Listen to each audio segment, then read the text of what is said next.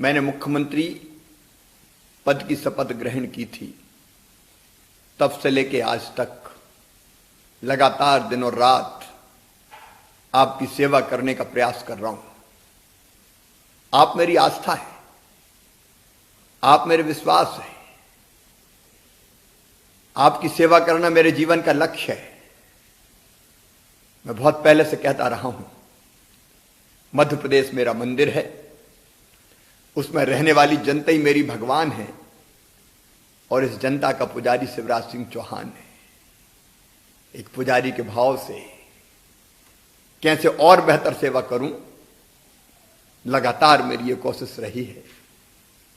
मैं जब आया, प्रदेश कोरोना महामारी के संकट से जूझ रहा था। मेरे आने के बहुत पहले जनवरी में, फरवरी में यह महामारी मध्य प्रदेश में घर कर गई थी। महामारी तो आ गई थी, लेकिन व्यवस्थाएं कोई बनी नहीं थी, सिस्टम कोई था नहीं, यहां तक के टेस्ट होते ही नहीं थे, सैंपल लेने की व्यवस्था ही नहीं थी। और तब से लेके आज तक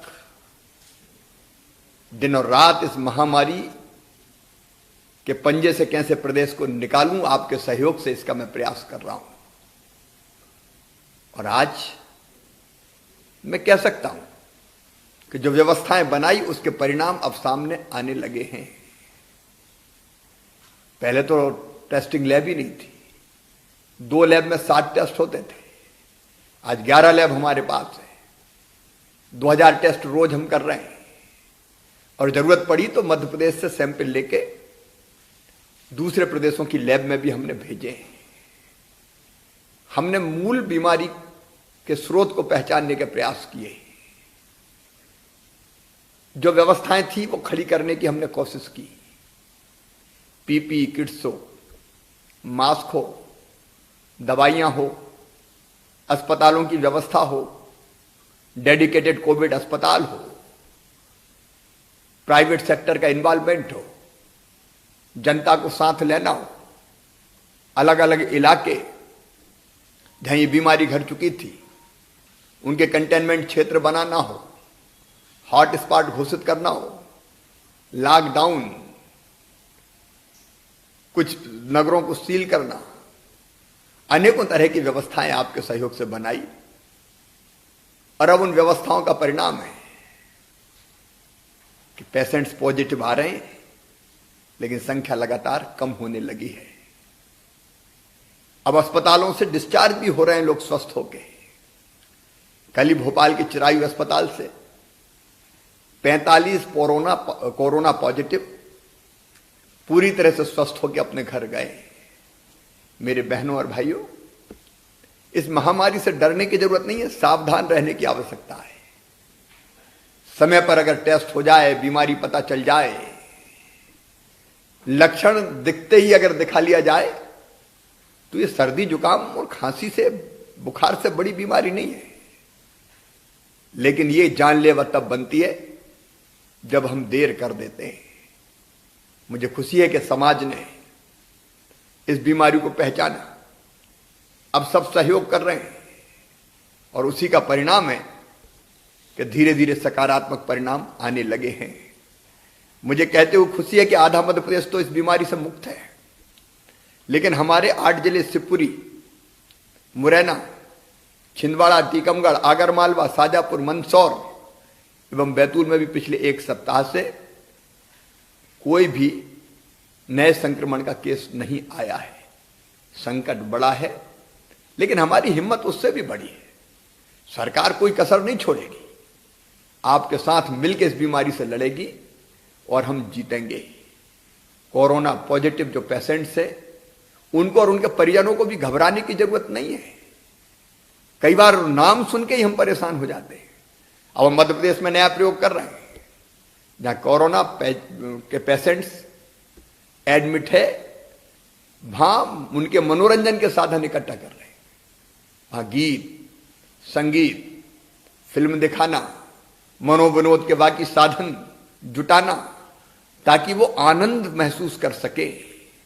कई बार अकेले रहते रहते भी मन निराश हो जाता है। मन के हारे हार है, मन के जीते जीत। मतलब हम जीतेंगे ये विश्वास पैदा करने के लिए अनेकों नई गतिविधि हम प्रारंभ करने जा रहे हैं। मेरा फिर कहना है, घबराना नहीं है, लॉकडाउन का पालन करना है, सोशल डिस्टेंसिंग का पालन करना है, घरों से बाहर नहीं निकलना है। जहां पॉजिटिव प्रकरण है, जो इलाके हमारे संवेदनशील है, हम मिलकर इस बीमारी को समाप्त करके जीतेंगे। लेकिन इस बीमारी ने हमारी जिंदगी को भी बहुत कठिन बना दिया है। मैं आपके कष्ट जान सकता हूं, विशेषकर मेरे गरीब बहनों और भाइयों। रोजगार के बिना कई बार एक नहीं अनेकों तकलीफें हमारे गरीब बहनों और भाइयों को हुई है। आज मैं आपको कहना चाहता हूं, परसों ही मैंने फैसला किया है, गरीबों के लिए जो योजना संबल बनी थी, नई आशा की किरण लेके आई थी, वो संबल योजना पिछली सरकार ने बंद कर दी थी। हमने संबल योजना फिर से चालू करने का फैसला किया है। मेरा सिद्धांत रहा है, मध्य प्रदेश के संसाधन पर सबका हक है, लेकिन सबसे पहले गरीबों का हक है। संसाधन तो सबके हैं, लेकिन सबके पास नहीं है। जिनके पास नहीं है उनको सरकार अतिरिक्त सहायताएं देगी। और इसलिए संबल योजना के अंतर्गत मैं फिर आपको बताना चाहता हूं, 1 करोड़ से ज्यादा रजिस्ट्रेशन हुआ है। उन सब बहनों और भाइयों को बच्चों की निःशुल्क पढ़ाई।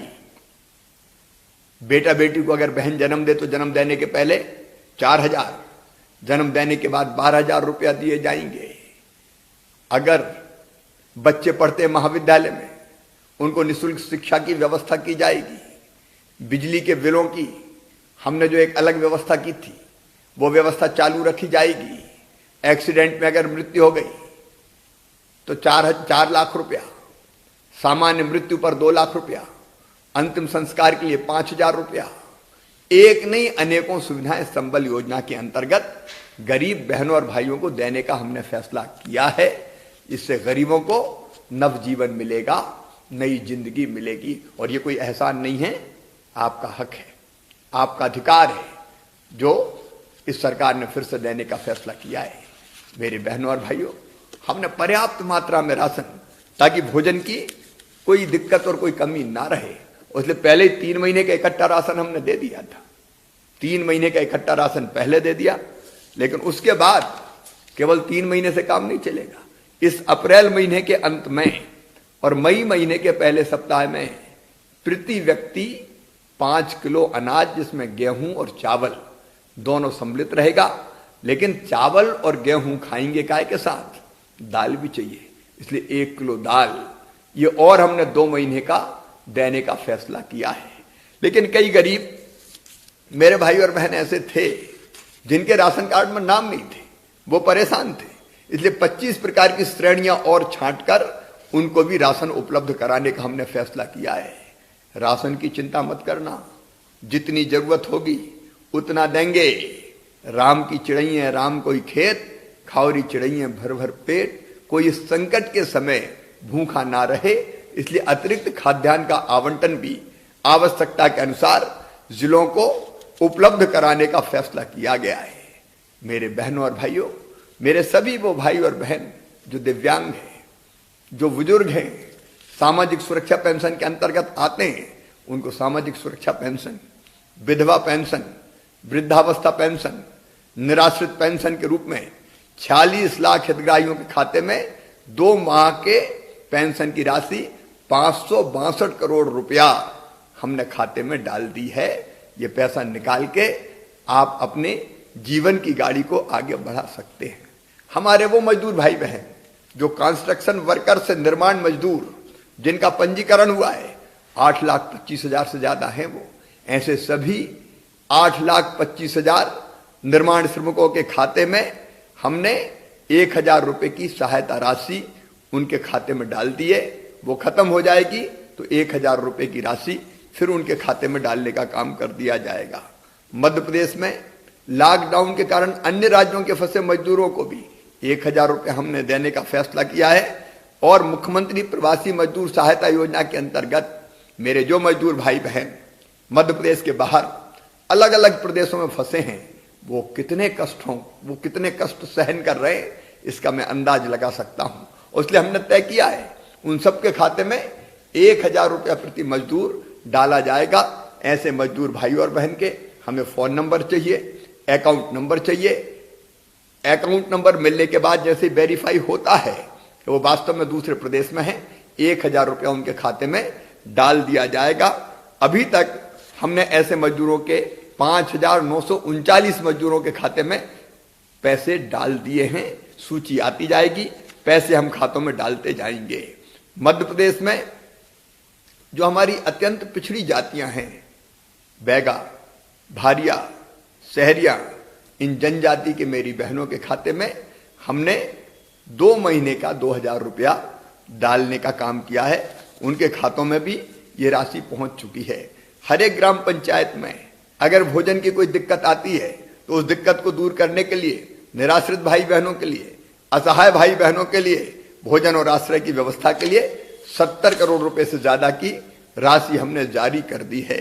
मेरे गरीब बहनों और भाइयों, अभी तेंदुपत्ता टूटने वाला है, महुए का फूल बीनना आपने शुरू कर दिया है। वनोपज कई लोगों को रोजगार देती है, आमदनी बढ़ाती है, और इसलिए हमने तय किया है अभी 25 तारीख से महुए के फूल सहित महुए की गुल्ली, करंज का बीज, साल का बीज, अचार की गुठली, ये सब खरीदने का फैसला किया है। और गरीब बहनों और भाइयों, ये औने पौने दाम पर ना बिके, इसलिए हमने मिनिमम सपोर्ट प्राइस, न्यूनतम समर्थन मूल्य इनका तय कर दिया है। अचार की गुठली हम 130 रुपया प्रति किलो खरीदेंगे। इससे ज्यादा में बिके तो व्यापारी खरीदे, इससे ज्यादा दे तो व्यापारी खरीदे, लेकिन इससे कम में हम नहीं बिकने देंगे। वनोपज संघ के माध्यम से सरकार खरीद लेगी। पलाश लाख 150 रुपया प्रति किलो, कुसुम लाख 230 रुपया प्रति किलो, हर्रा 20 रुपया प्रति किलो, बहेड़ा 25 रुपया प्रति किलो, हमारे महुए का फूल 35 रुपया प्रति किलो, महुए की गुल्ली 35 रुपया प्रति किलो। अलग अलग दरें हमने तय करके इनको खरीदने का फैसला किया। तो औने पौने दाम पर मत बेचना, इंतजार करना, 25 तारीख से हम खरीदने वाले हैं। आप जितना बीन के लाओगे सरकार खरीदेगी। जो तेंदुपत्ता है उसकी तुड़ाई भी शुरू होने वाली है। 2500 रुपया प्रति मानक बोरा की दर से उसकी मजदूरी देने का भी हम काम करेंगे। मेरे प्रिय बहनों और भाइयों, मैं आप सबको आश्वस्त करना चाहता हूं, रोजगार की कोई समस्या नहीं रहने देंगे। मई महीने के प्रथम सप्ताह तक हम ग्रामीण क्षेत्रों में कम से कम 10 लाख रोजगार के अवसर रोज सृजित कर देंगे, ताकि आपको रोजी रोटी की दिक्कत ना हो। लेकिन याद रखिए, उन्हीं जिलों में जहां संक्रमण नहीं है, जहां संक्रमण ज्यादा है, वहां क्राइसिस मैनेजमेंट ग्रुप से बात करके कौन सी गतिविधि शुरू करनी चाहिए, कौन सी नहीं करनी चाहिए, ये हम तय करेंगे। मेरे किसान बहनों और भाइयों, मैं आपसे भी निवेदन करना चाहता हूं, हमारी सरकार गरीबों की, हमारी सरकार किसानों की सरकार है। और इसलिए हमने आते ही तय किया, मुख्यमंत्री बनते ही किसान क्रेडिट कार्ड के भुगतान की अंतिम तिथि 31 मई हमने कर दी, क्योंकि इस संकट में किसान पैसा कहां से लाता। पिछली सरकार ने आपके फसल बीमा योजना की राशि दबा ली थी, 2200 करोड़ रुपए प्रीमियम नहीं दिया, इसलिए फसल बीमा योजना की राशि नहीं मिली। मैंने आते ही जब यह देखा कि किसानों के साथ छल है, धोखा है, तत्काल फैसला किया और 2200 करोड़ रुपया फसल बीमा योजना के प्रीमियम की राशि मैंने तत्काल जमा कर दी। और इसलिए 15 लाख किसानों को 2,990 करोड़ रुपए की राशि फसल बीमा योजना के अंतर्गत आपके खाते में डाली जाएगी। एक क्लिक से इस राशि को भी आपके खाते में डालने का काम जल्दी मैं प्रारंभ करूंगा। ये किसान का हक था जो हमने उसको देने का फैसला किया है। मेरे किसान बहनों और भाइयों, आपको पता है, जब मैं पिछली बार मुख्यमंत्री था, हमने 0% ब्याज पर कर्जा देने का फैसला किया था। अब आपको मैं फिर से ये सूचना दे रहा हूं, खुशखबरी दे रहा हूं कि हम आगे भी किसान को 0% ब्याज पर कर्जा देंगे, ताकि कर्जा उसके ऊपर बोझ ना बने।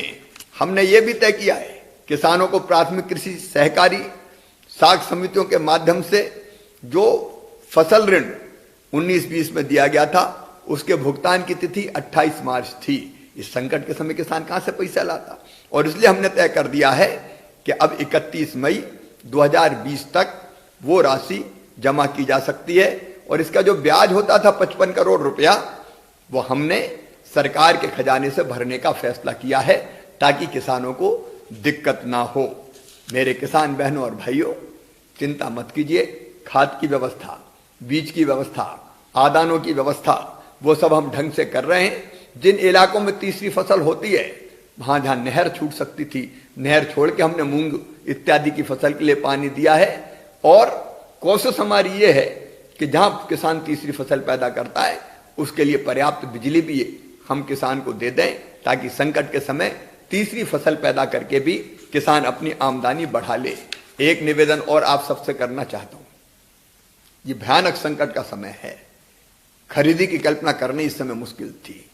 बारदाने नहीं थे, गोडाउन नहीं थे, व्यवस्थाएं नहीं थी, लेकिन आते ही पहले दिन से मैंने बारदानों की व्यवस्था।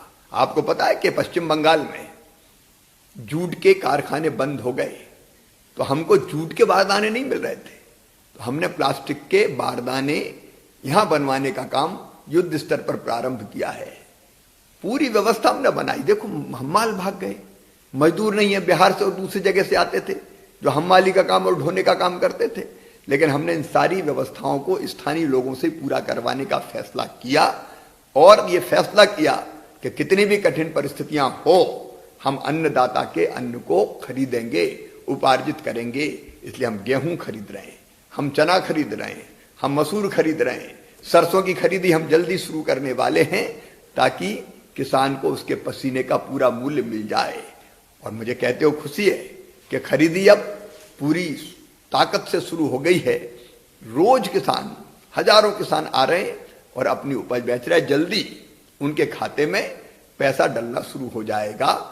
हमने बैंकों को, जिन किसानों से पहले खरीद कर ली है, बैंकों को पैसा दे दिया है। जल्दी बैंकों के पास से वो पैसा आपके खाते में आना शुरू हो जाएगा। मेरी प्रार्थना एक ही है, धैर्य रखना। एसएमएस होने के बाद ही खरीदी केंद्र पर आना, भीड़ मत लगाना, क्योंकि कोरोना का संकट है। और ये विश्वास रखना कि मैं हूं, पूरी उपज खरीदूंगा।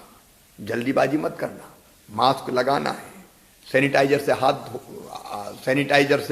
हाथ साफ करते रहना है, साबुन से हाथ धोना है। और मास्क जरूरी नहीं है कि आप खरीद के लगाओ, अपने गमछे को धो और उसी को मास्क बना लो। लेकिन केवल उपार्जन ही एकमात्र तरीका नहीं है। हमने ये फैसला भी किया कि मंडी में आने की जरूरत नहीं है, क्योंकि कोरोना का संकट है। मंडी में ज्यादा लोग इकट्ठे नहीं हो सकते, इसलिए व्यापारी सौदा पत्रक के माध्यम से आपके घर पर आकर भी आपके अनाज को खरीद सकता है। और मुझे कहती हूँ खुशी है, कई व्यापारी और किसानों ने आपसी सहमति से ऐसे सौदे किए हैं। मुझे एक शिकायत आज मिली, और वो शिकायत ये थी कि हम्माली का पैसा कुछ जगह किसानों से वसूला जा रहा है।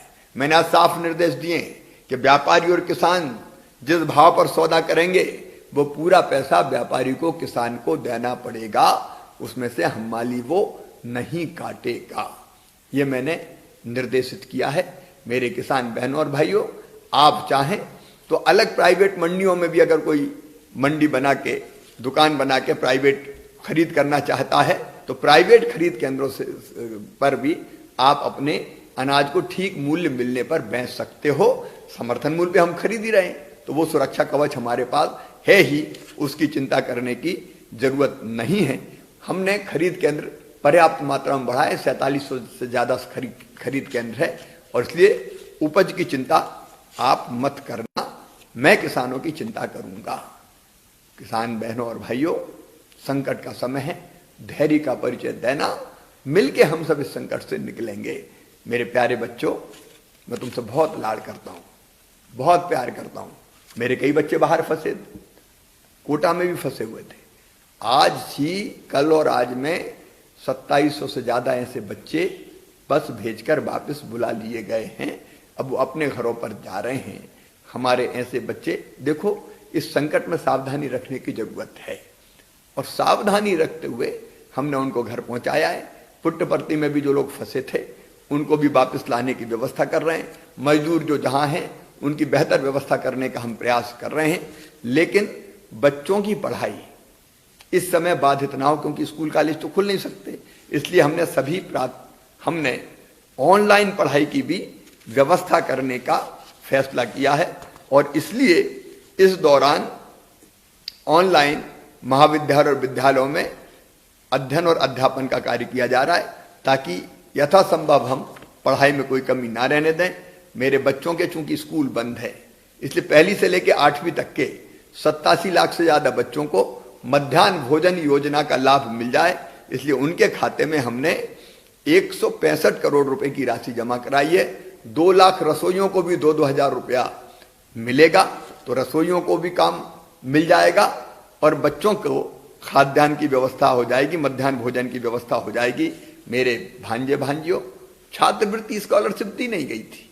जब मुझे ये पता चला तो तत्काल मैंने 430 करोड़ रुपए की राशि मिशन वन क्लिक के माध्यम से छात्र छात्राओं के खाते में डाल दी है। ये उनका अधिकार था, ये उनको देना ही चाहिए था। इसलिए हमने किया। 1 से 8 तक की कक्षा, 1 से 8 तक के बच्चों को जनरल प्रमोशन हमने देने का फैसला किया है। मेरे बच्चों, मेहनत से घर पर ही पढ़ना।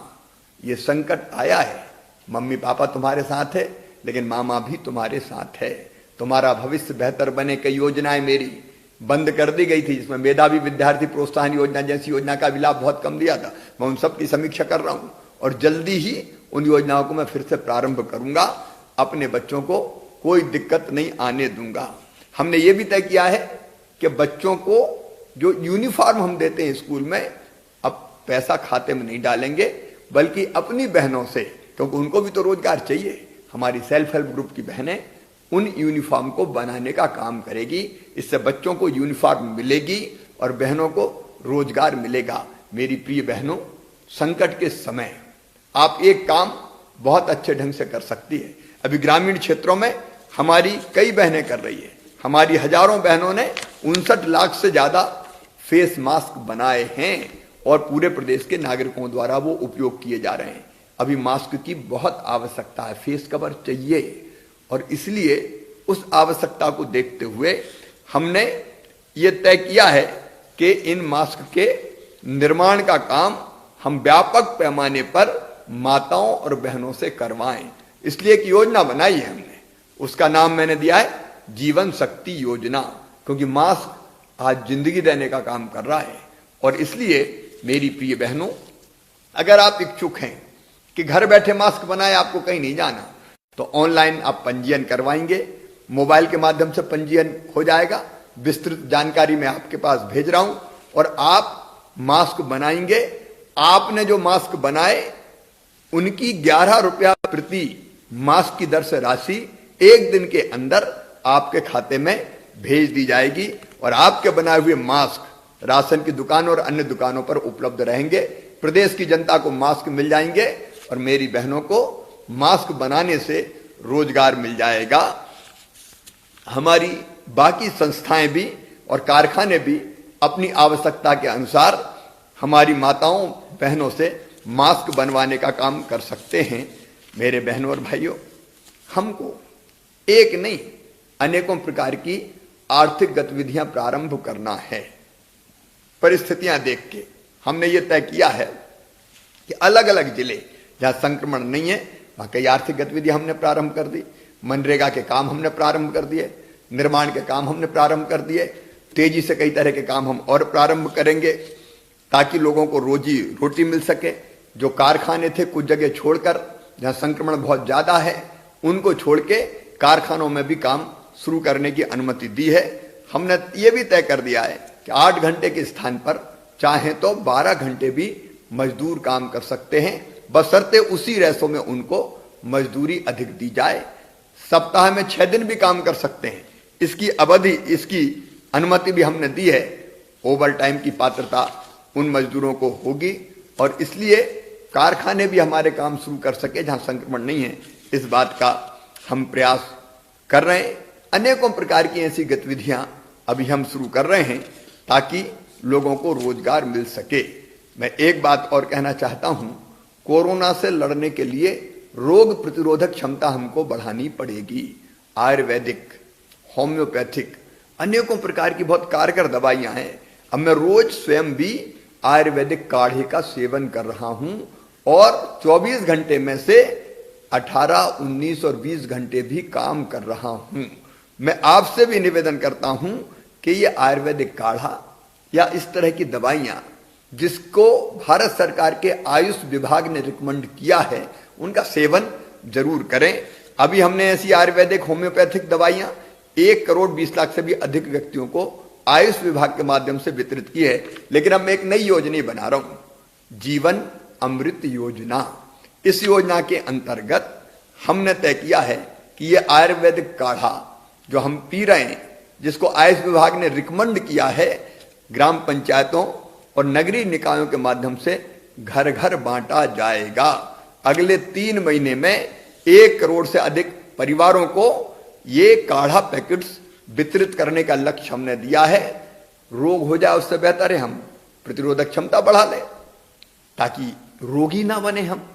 और इसमें आयुर्वेद भी रामबाण है, उसका उपयोग हमको जरूर करना चाहिए।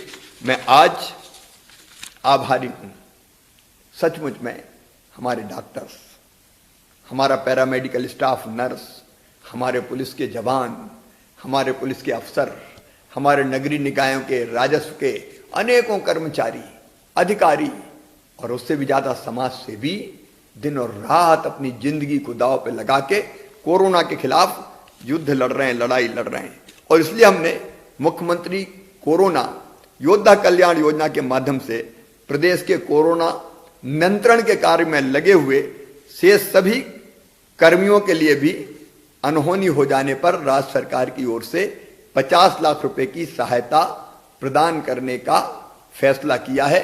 भगवान ना करे कभी ऐसा दिन आए कि हमको ये 50 लाख रुपया देना पड़े, लेकिन कभी कभी ऐसी दुर्भाग्यपूर्ण घटनाएं हो जाती है। हमने ये भी फैसला किया है कि कोरोना के पॉजिटिव मरीज के साथ जो डॉक्टर्स काम कर रहे हैं, स्वास्थ्य कर्मी काम कर रहे हैं, वार्ड बॉय हो, कंपाउंडर हो, वो जो काम कर रहे हैं उनको 10,000 रुपया प्रति माह प्रोत्साहन राशि देने का काम करेंगे।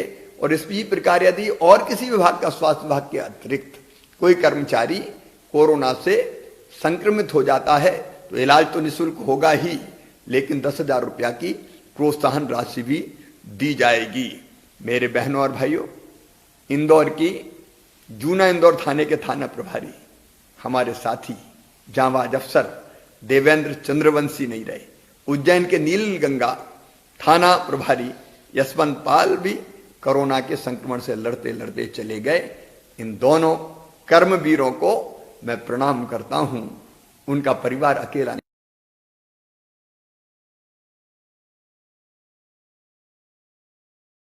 सरकारी नौकरी देने का फैसला किया, 50 लाख रुपए की सम्मान निधि देने का फैसला किया, एक्स्ट्रा ऑर्डिनरी पेंशन मतलब उनके सर्विस काल तक पूरी वेतन उन परिवारों को देंगे और उनको कर्मवीर पदक से सम्मानित किया जाएगा।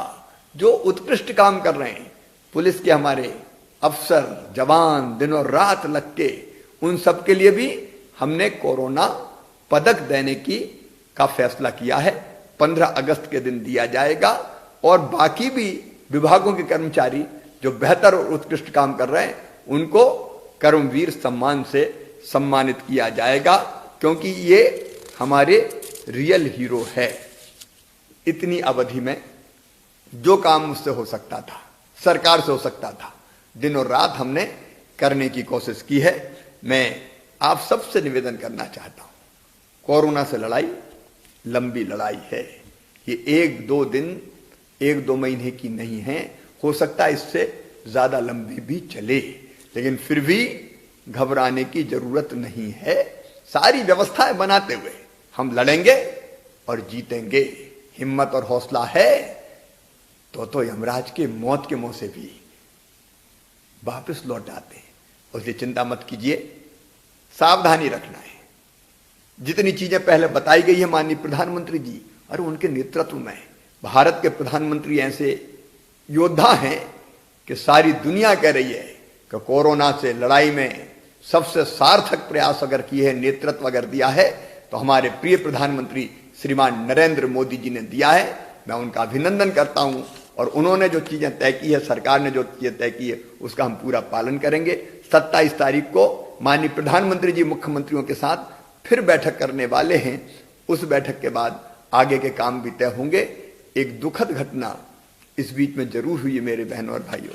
दमोह जिले की हमारी एक बिटिया दुर्भाग्यपूर्ण घटना की शिकार हुई है।